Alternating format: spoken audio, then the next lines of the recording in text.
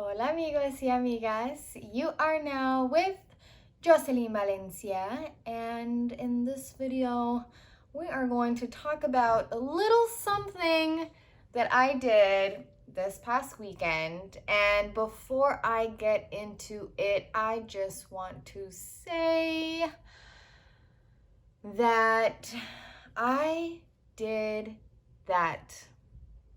Okay? Jocelyn did that. Yes, I did. Yes, ladies and gentlemen, she did. She did, in fact, do that, ladies and gentlemen. And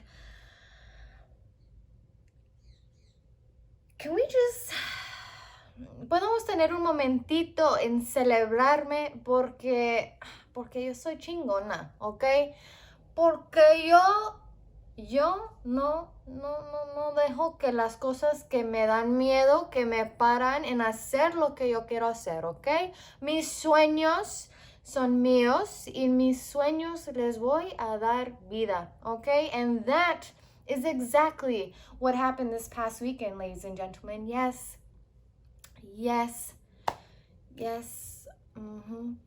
She did that.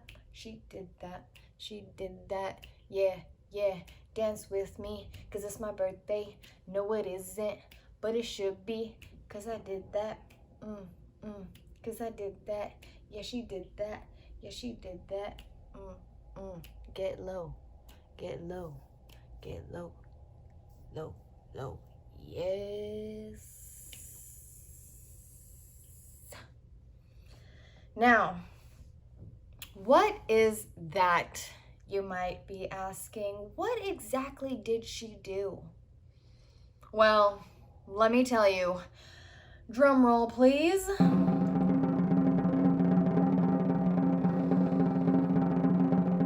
A digital conference. Yes, I did. I did do that. A digital conference. Yes.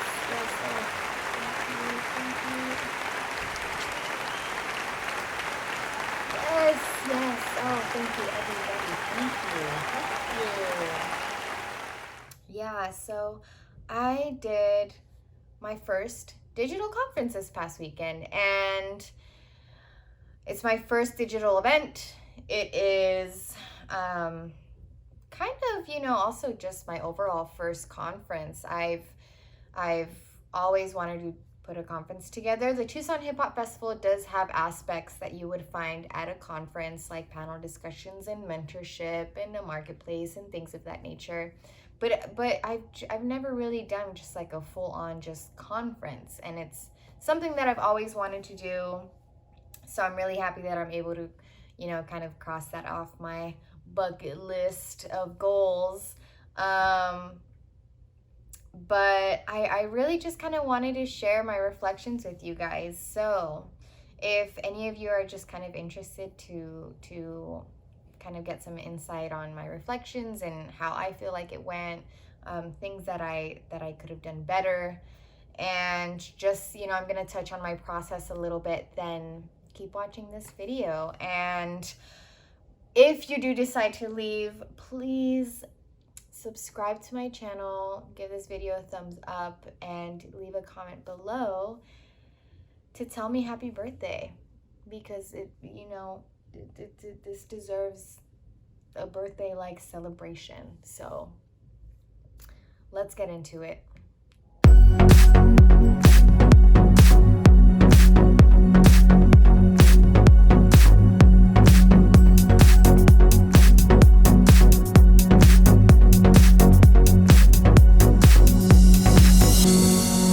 So we all know that absolutely everything derives from someone's idea.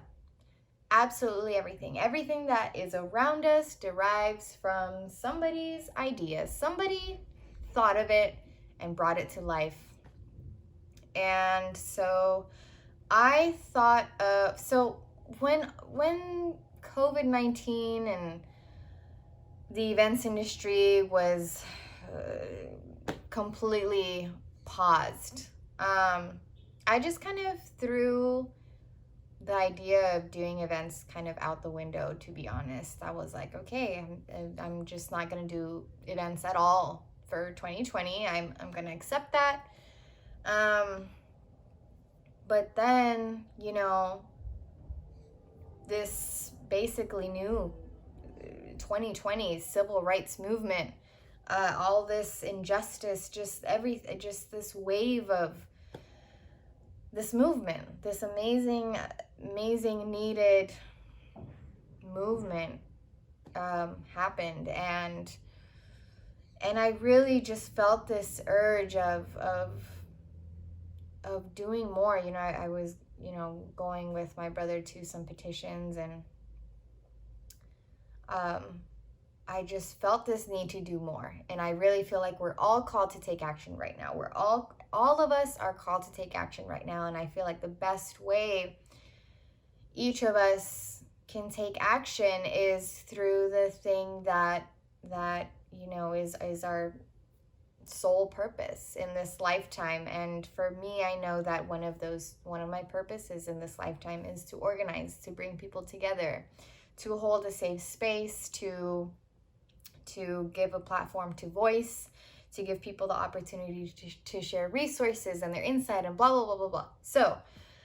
So that just innate realization of taking action through organizing just really sparked the desire and the idea of, I should put together a digital conference, make it accessible to everybody so it's free, but have the option of accepting donations to raise money for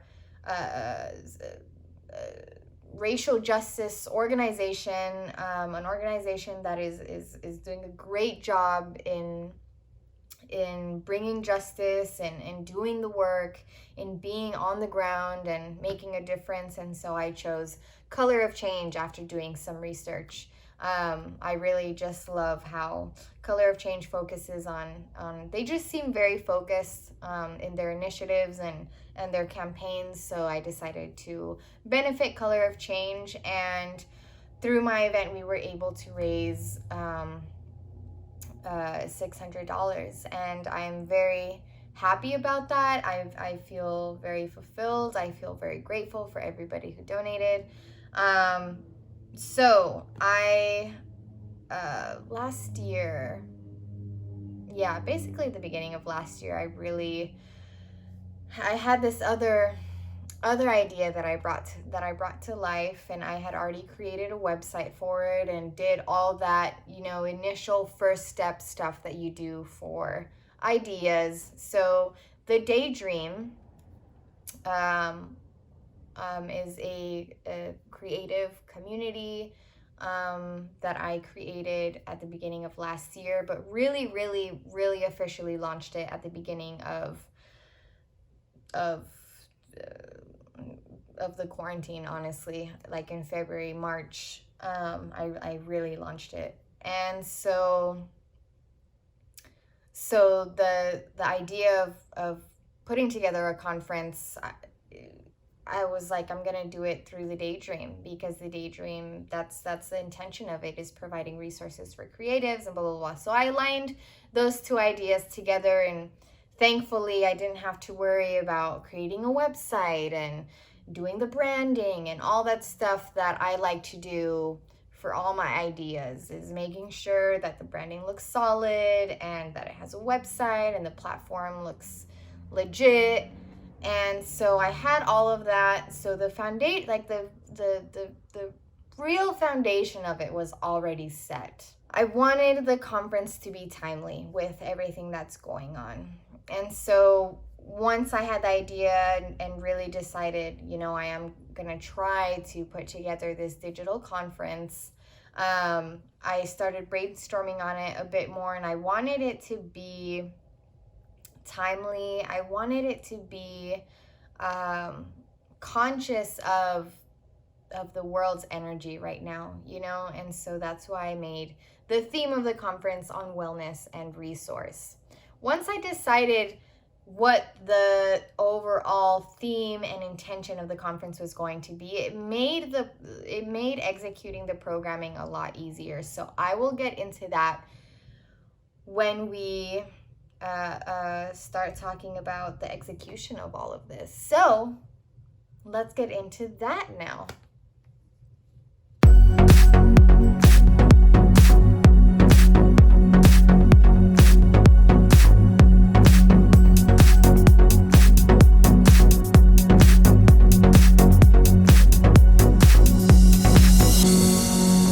So as mentioned, I already had the ground, the foundation of the Daydream built out, which gave me the comfort of knowing that I had a platform that I could host this conference on.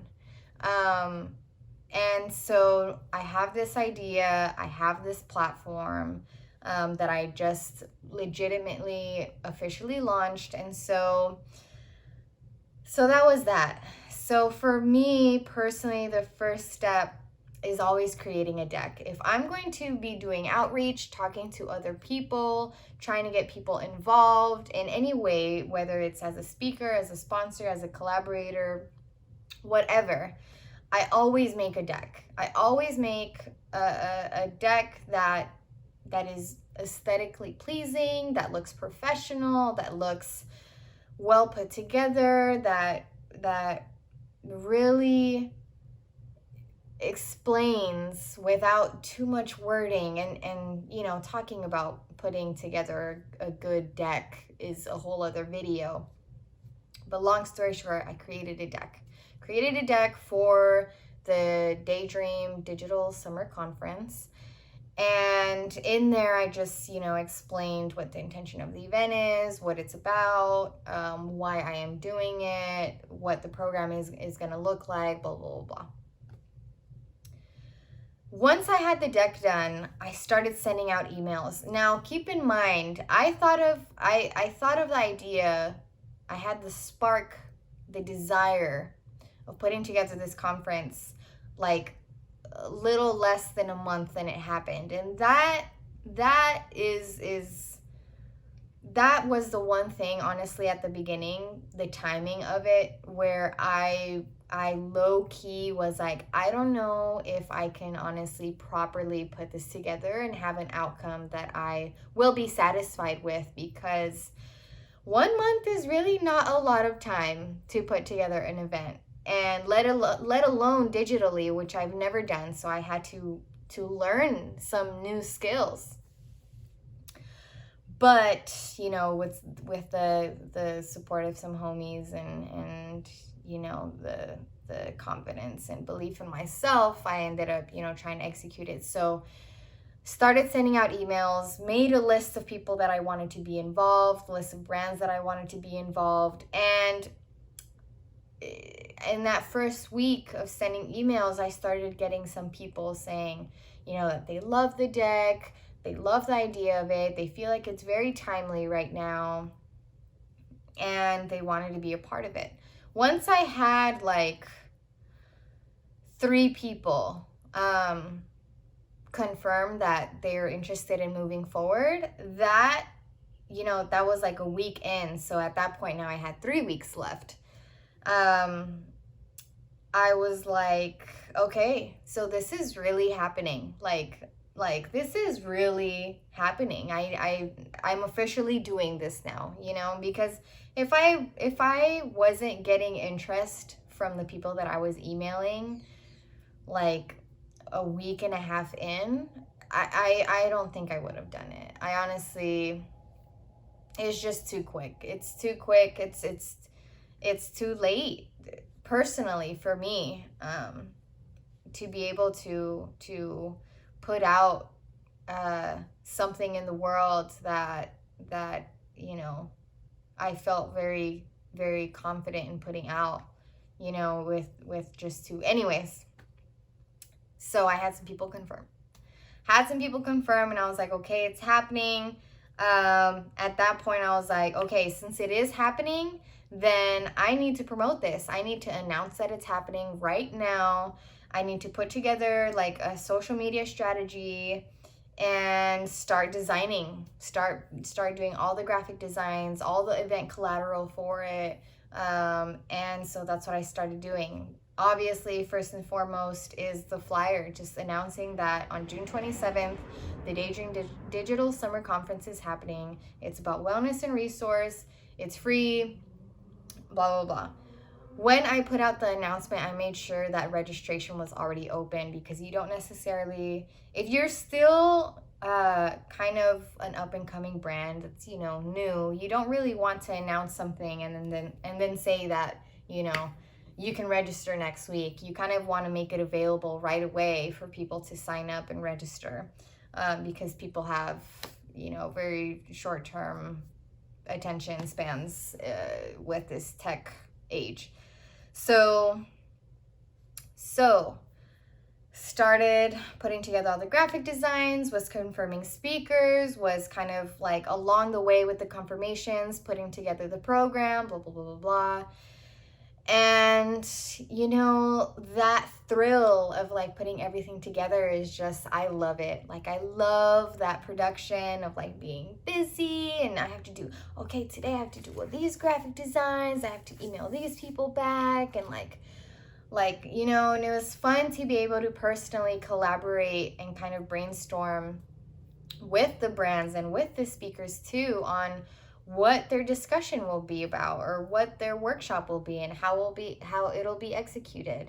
So just every aspect of it I'm really in love with. There's so many moving parts that I won't get into in this video, because I really would have to dedicate a whole other video to that. But that was all happening, I would say, like, you know, the first week I was getting the ball rolling. The second week was like, all right, the ball is rolling, let's go. We have like 2-week countdown. And I was honestly able to really confirm the programming and the speakers within the first 2 weeks. And so, you know, the third week and the fourth week was heavy promo, and the fourth week was only promo. That third week was like just kind of tying up some loose ends and also doing promo. But yeah, so that was what like the 4 weeks looked like. And let me tell you, they flew by so quickly, and I can't believe that it just passed already, you know, like bloop, just like that. And I forgot to mention something really important. I also had to figure out, you know, the whole tech side of things. You know, I'm used to in-person events, and I know what that process is like. But I was like, okay, this event is digital. I need to figure out how I'm going to do this. What's the best platform to do it? What's the most affordable platform to do it on? Do I want to be able to live stream it to other channels like Facebook? Do I want to be involved on Twitch? What other aspects do I want to add to the conference? I want the attendees to be able to interact with each other. How can I make that happen? So there were all these other little additives that I had to figure out tech-wise. And let's talk a little bit about that.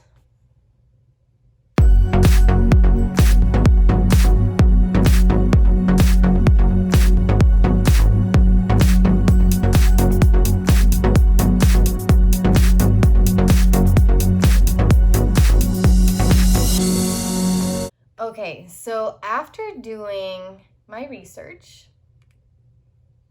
I decided that, you know what, bro, I can't take too long figuring out what the best platform is right now. And so Zoom is really, really popular right now. Everyone's using it. Yeah, so I decided, let me just try to figure out Zoom. Let's see what Zoom is all about. I tried getting in contact with someone on their team, like customer service, but they honestly have really bad customer service right now. I called the phone and yeah, really unhelpful. But they do have helpful resources on their website. A lot of FAQ stuff, because Zoom has so many different aspects to it. So, for example, the free version of Zoom, you're only able to do meetings with people. You can't have attendees, like people clicking on the link just to watch. You can't have that with the free plan on Zoom. And the time limit for each meeting is 40 minutes. Now, most of the content that I had wasn't more than 30 minutes, but I obviously did want attendees. So, not only want, but I needed. That was a requirement for this conference, for any digital event. So in that case, you have to do a webinar.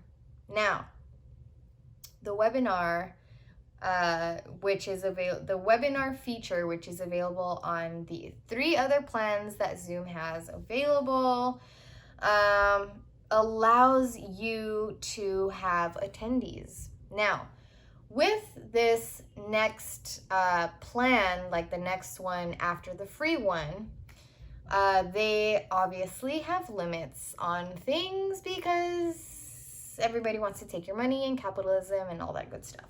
So, the webinar feature is an add-on, which is like an extra $40, and the first tier of the webinar only allows you to have up to 100 viewers, like 100 attendees.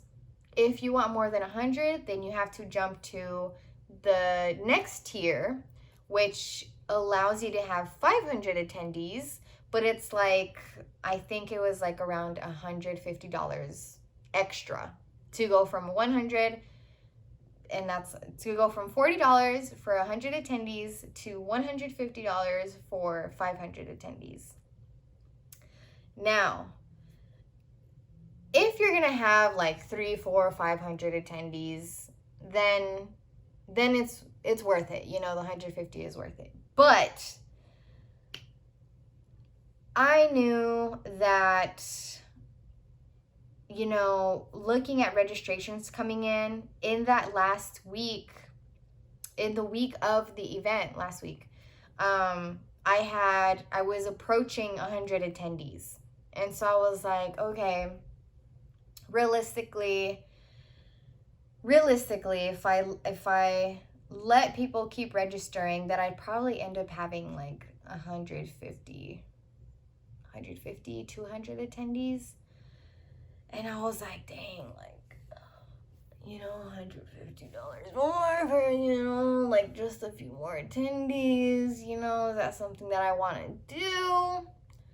I'll get into that. I'll get into my thoughts on that at the end of this when I talk about my lessons learned. But long story short, I ended up choosing Zoom, and I'm really happy that I chose Zoom. Zoom is actually super cool. There's like so many features on it, and I still want to browse around and learn more. But it's really cool. Like recording the sessions was really easy. Going into practice mode was super helpful, and basically like practice mode allows you to jump onto the Zoom privately with your panelists before it broadcasts to attendees. So that practice mode is basically like when you're behind the stage and you're putting the mic on the speaker and blah blah blah, and like no one sees that, and then you click broadcast, and then, you know, the speaker goes on stage and everyone can see. And so there's, you know, just a lot of really cool features in that sense. I ended up using Slack. I created a Slack channel for my attendees to interact on there, and I'm really happy I did that because it's such a cool feature. Attendees did actually use it, not as many as I wish, but I'll also get into the lessons learned at the end. So yeah, tech bro, yes.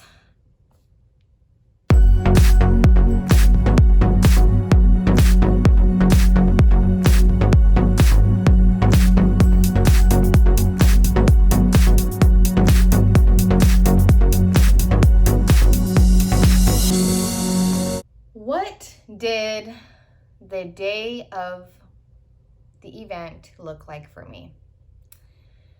It looked like me on my bed, on my laptop, with my hard drive plugged in, so I can automatically save all the converted Zoom session files directly into my hard drive.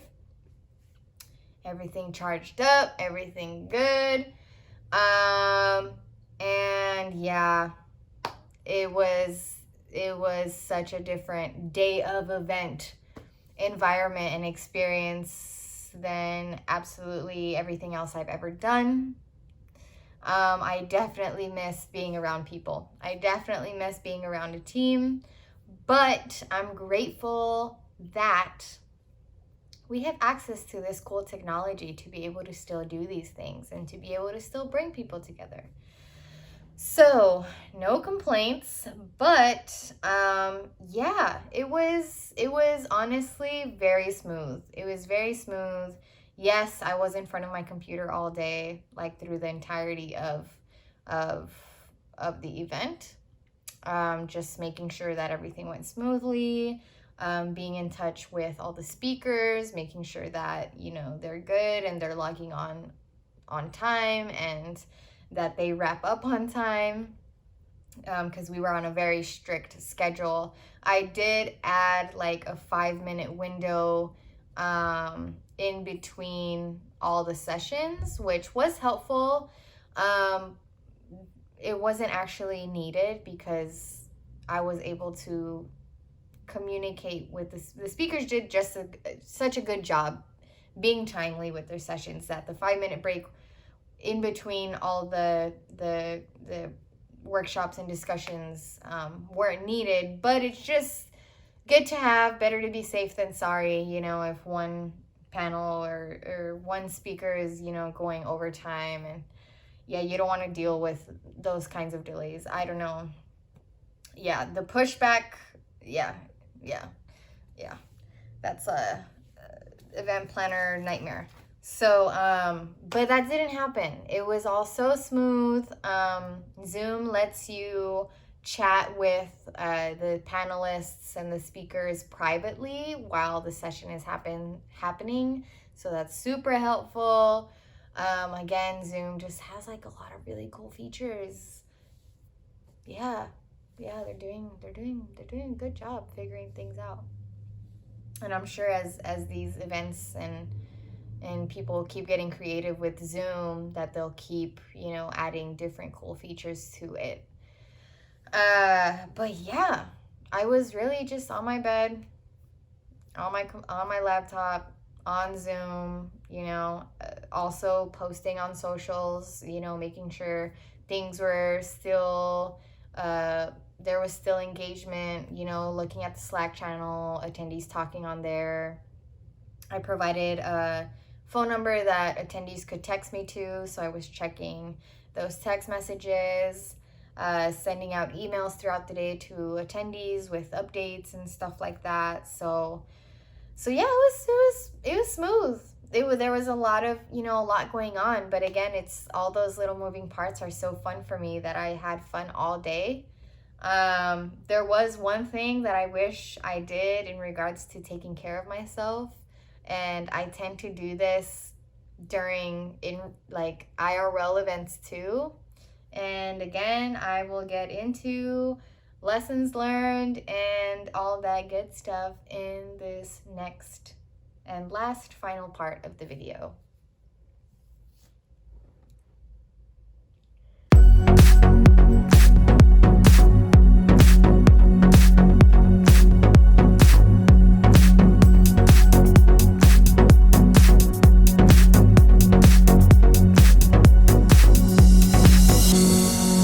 Lessons learned. Aren't we just so grateful for our mistakes and the things that we could have done better? So I actually don't feel like, well, I guess one. I was gonna say I don't feel like I really made many mistakes, but I think think one little premature mistake that I did was, so as mentioned earlier in the video, I got the webinar add-on that only allowed me to have 100 attendees.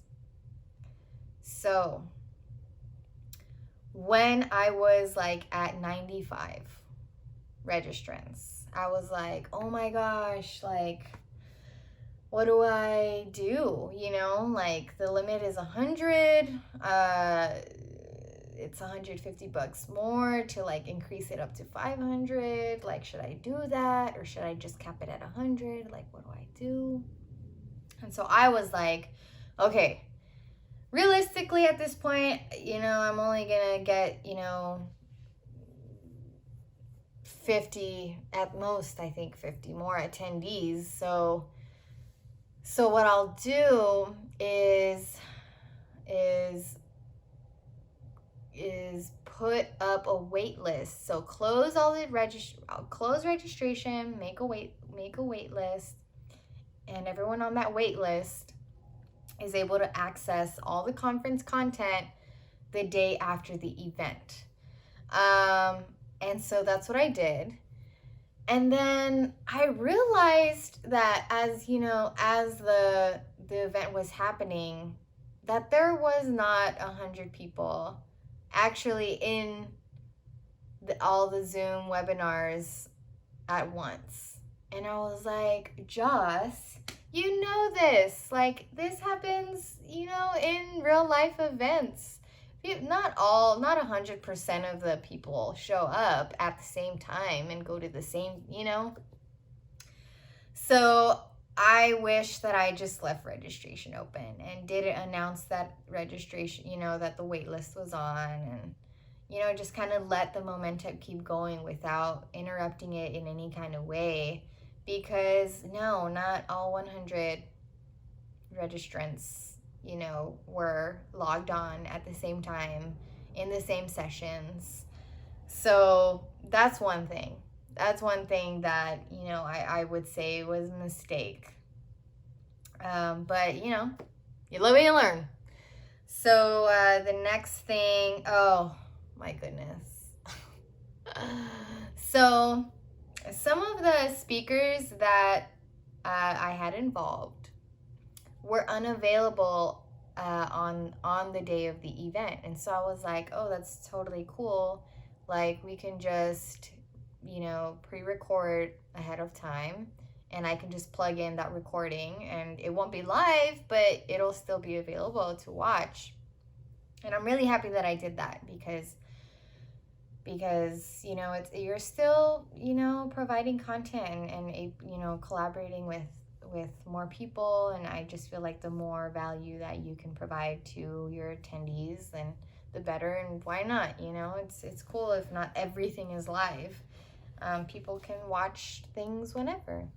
But anyways, one thing that, and again, like, I know better, but I think I just had so much on my mind and so much to do.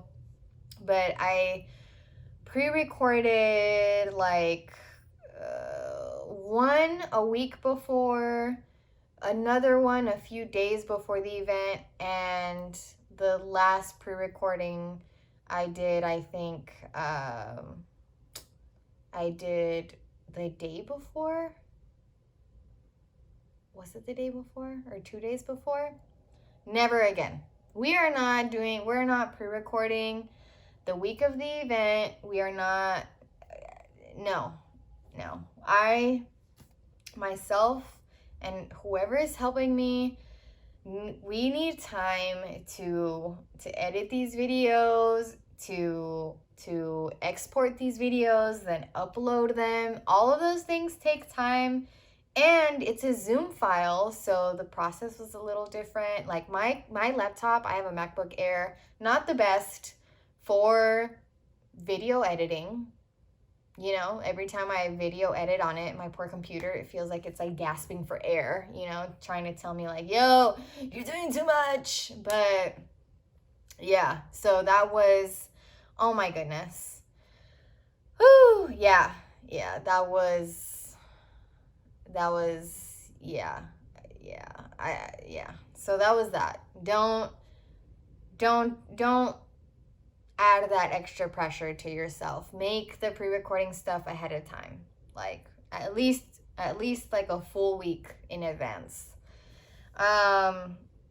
And also realizing that however long it took you to edit, export, upload those pre-recorded videos, you're gonna have to do that, because I wanted to make my content available to my attendees like the day after the event so that they could replay it, whatever they missed, they could rewatch it, and do it as soon as possible. Because again, people have their short attention spans, and if I told them even 2-3 days later, like, okay, all the content is available now, it'd be like, I don't know if people would. Yeah, people are funny, losing interest in things so quickly. But anyways, being aware of how long it took you for the pre-recorded videos, now you're gonna have to do that for all the content that took place the day of the event. So yes, it took all night. Shout out to Kyle for helping me with that, because holy guacamole, oh my gosh, I could not have done that. I could not have done that with my Wi-Fi, with my internet speed. I could not have done it with my laptop. Yeah, so figure that out. Like if you're not like a tech person with like great internet and all that, and like a good laptop to handle it, like find some help, because I honestly couldn't have. I wouldn't have uploaded and edited and all of that to have ready the next day if it weren't for Kyle's help, honestly. So that's another thing to keep in mind. Just like the whole editing and exporting and uploading process that's going to happen right after the event. Like, even though the event is over, there is still the strike. There's still the breakdown and the cleaning and all of that. What else? I think those are like the two, like the biggest lessons learned. What else? Oh, like while the event was happening, I did wish that I went grocery shopping. I did wish that I went grocery shopping like the day before or something, because I wasn't fully stocked up. Someone's playing music really loud, sorry. I didn't have sufficient snacks for me to, and so I was like, I did not feed myself like I should have the day of the event. And so keep that in mind. And let's see, what else do I have on my list? Merch, extra stuff. Yeah, so like all the other extra stuff that you want to do, to add to the experience. I did the merch thing. Thankfully, I was able to figure it out because of, the amazing people that I have in my network. But, I figured that out like a few days before the event, like 1 or 2 days before. And, all those things, things are just better when you take your time to do them. When you have the time to promote properly, when you have the time to market things, properly. And,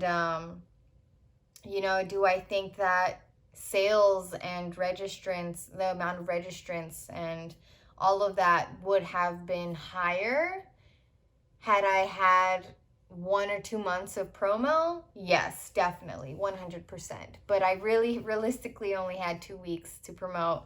And so and like less than that for the other little things that I ended up adding.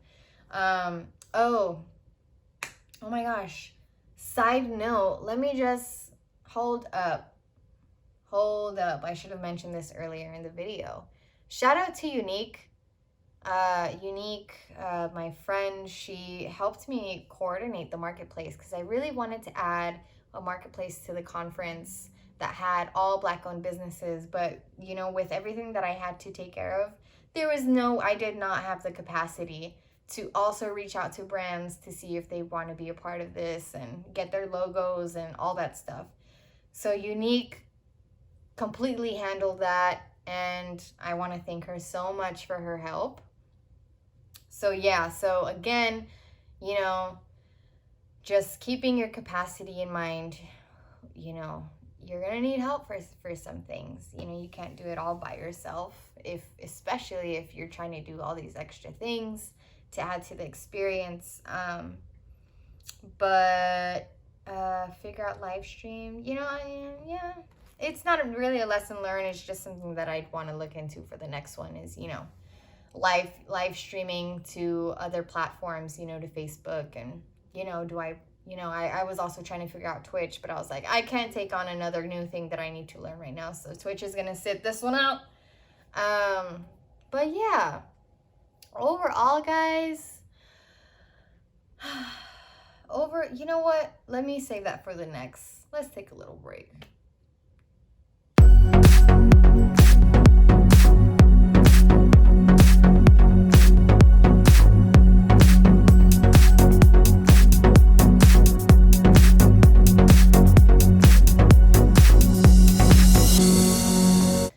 Overall, you know, that's why at the beginning of this video, I was like, yes, Joust, let's go. Because I pulled this off in like 3 weeks, basically. And that's impressive to me. That is impressive to me, you know. I think I did such a great job. Everyone did such a great job. You know, there was like a solid group of registrants who were at every single part of the programming, and they were on Slack, and there was just like a solid group of people all day, and they brought me so much joy. And seeing people pop, you know, new names pop in throughout the day, the engagement that attendees had with the speakers, it was just like a really intimate setting. And if you know me, you know I'm a fan of intimacy. I love intimate settings because, yeah, you know, like intimate events, like small venue shows and stuff like that, you just feel so much more connected to the person that you went to go see, or the experience that you went to go be a part of. You just feel so much closer to that thing when it's intimate. And I feel like a lot of attendees were able to have that intimate experience with, you know, a therapist, and with you know, a fitness coach, and, you know, everyone that was involved. They were able to really connect with them, and vice versa. You know, my speakers and panelists were able to really connect with the attendees. So I'm very, very grateful that I executed this idea, that the time span that I had did not stop me from trying and from doing it. And I'm already just so excited for the next one. And I just want to say, like, if you're interested in doing anything online, like, you really can do it. There's so many resources online for you to learn. Thankfully, you know, this is something that I was thinking about throughout the days. Like, you know, yes, I you know, learned about Zoom and did my first conference and all of that, you know, pretty quickly. But I used a skill set that I've developed years, like through the years. You know, it took years to develop the skill set that I have now.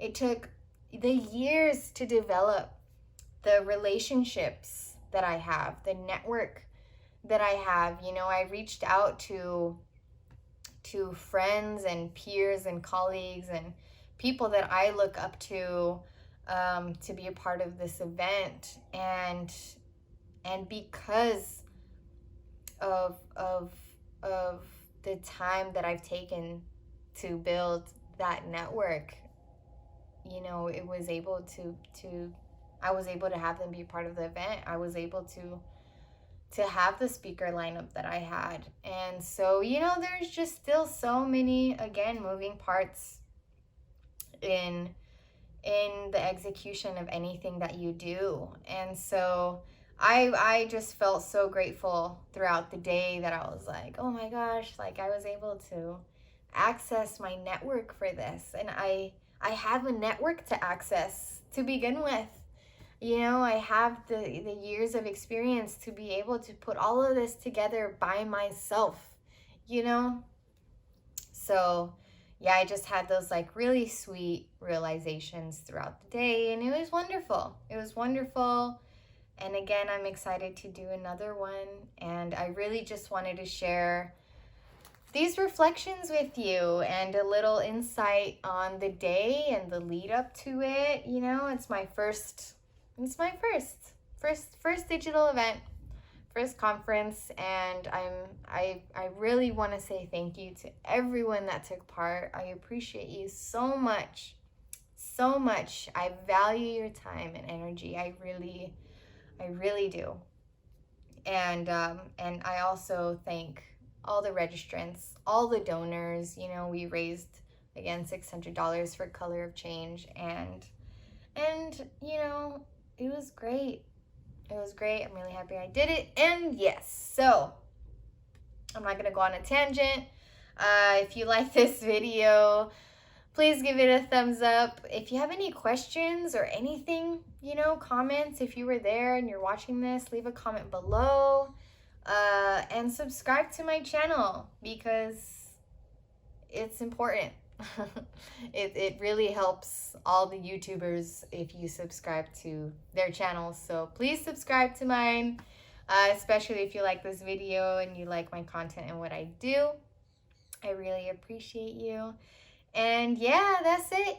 That's it, you guys. Yay! Yeah. All right. Well, if you stuck around for this whole video, I appreciate you so much, and I will see you next time.